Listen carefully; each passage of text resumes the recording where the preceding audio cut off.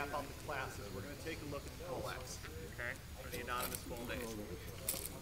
These four guards are the four guards around. The reason we're now going to look at the Poleaxe is it contains all the material about using the back end of the weapon that's taught with any of the other polearms, but does it better because it's more optimized for it, and a whole lot more. So this is about coming into that closer measure now. Okay? So we're going to play with that, although we're going to take a long range play to get in to do it. So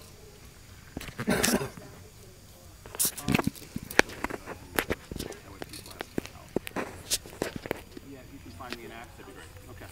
So in the meantime, I made a short list. The anonymous gives us, weaves through, and there's only one source that covers the Poleaxe, the anonymous Bolognese. The anonymous has not been translated, although that material has been translated by Steve Reich and I, and is in the service of Mars. We photo illustrate all the plays. We're not going to do all the plays today. If you really Jones on it, you can see it there.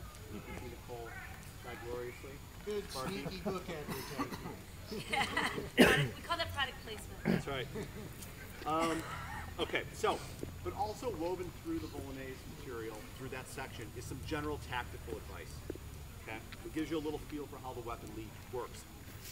One, always take the opportunity to arrest, that means to stop thrust the opponent with your throat, armpit, groin, or any other armored area with either your axe spear, that means the top spike, okay?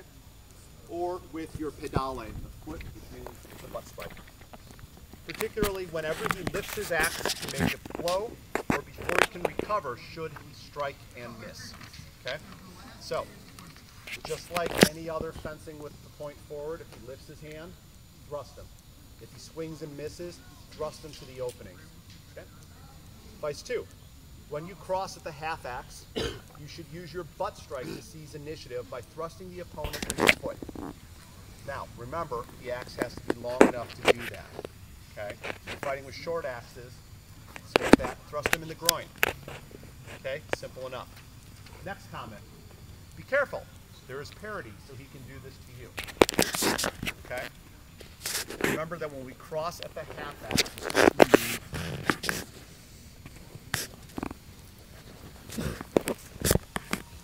right, you come into some sort of bind here. What I can do, Nicole can do. Okay?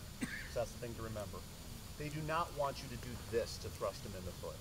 I mean, you could, okay? But ideally, they assume you're just going to drop and strike. And he tells us that the axe is a little bit taller than a man. This is a little bit shorter than me. Okay? So the axe has to be long enough to successfully do that. Otherwise, just put it in their groin.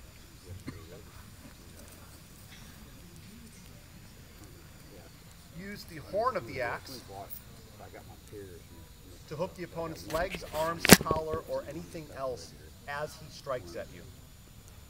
And finally, use feints to make the opponent defend the opposite line than that which you intend to strike. Feint to blow to the face, and then strike the groin or the foot. Feint to blow to the foot, and then strike the head.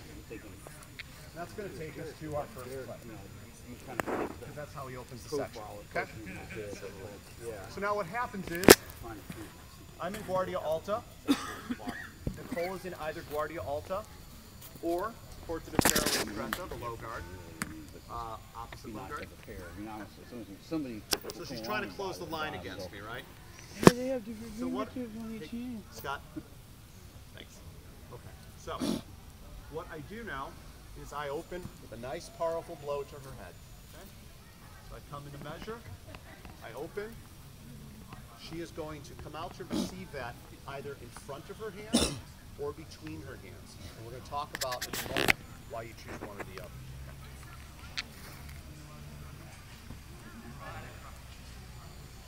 And that's, we're done, right? Very simple feint with the axe.